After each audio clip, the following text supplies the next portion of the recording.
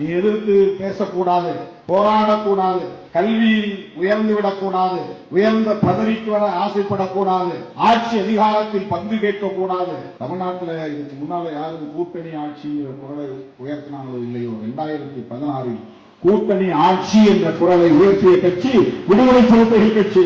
கேபினெட்ல share வேணும், power share வேணும், seat share, power share. இதுக்கு முன்னாடி தோன்றிய இயக்கங்கள்லாம் இப்படி பேசினாங்களா எனக்கு தெரியாது, வரலாறு. பவர் ஷேர் வேற, சீட் ஷேர் வேற. கேபினெட்ல இடம் வேணுங்கிறது பவர் ஷேர், கூட்டணியில இடம் வேணுங்கிறது சீட் ஷேர். ஒரு 4 சீட் 5 சீட் வாங்கி அதுலயும் பவர் வருது, அது இண்டிவிஜுவலா வர்றது. பவர் ஷேர் அப்படின்னா எனக்கும் அதிகாரத்தில் பங்கு வேண்டும்.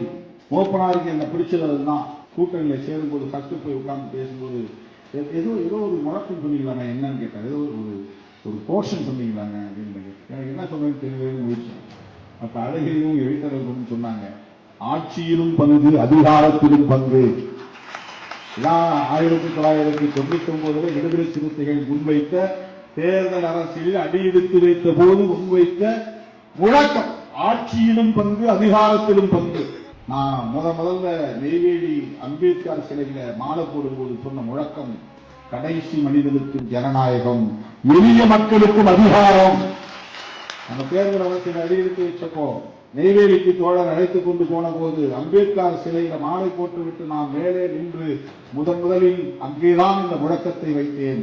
கடைசி மனிதனுக்கும் ஜனநாயகம், எளிய மக்களுக்கும் அதிகாரம். அதிகாரத்தை மக்கள்கிட்ட கொடுக்கணும், ஒவ்வொரு தனி மனிதனுக்கும் ஜனநாயகத்தை கொடுக்கும். அதிகாரம் தனி மனிதனுக்கு இல்லை, மக்களுக்கு, சமூக வாரியா மக்களுக்கு. இதெல்லாம் சொல்லுகிற துணிச்சலை பெற்ற இயக்கம் விடுதலை சிறுத்தைகள் கட்சி. எங்களை புரிஞ்சுக்கணும்னா இந்த வரலாறெல்லாம் நீங்க தெரிஞ்சுக்கணும். சும்மா சராசரி ஆளை பாக்குற மாதிரி எங்களை சும்மா சோசியல் மீடியா கிடைச்சிருச்சு, எவனோ கூப்பிடுறான் அப்படிங்கிறதுக்காக எதையாவது போட்டுக்கிட்டு பேசக்கூடாது.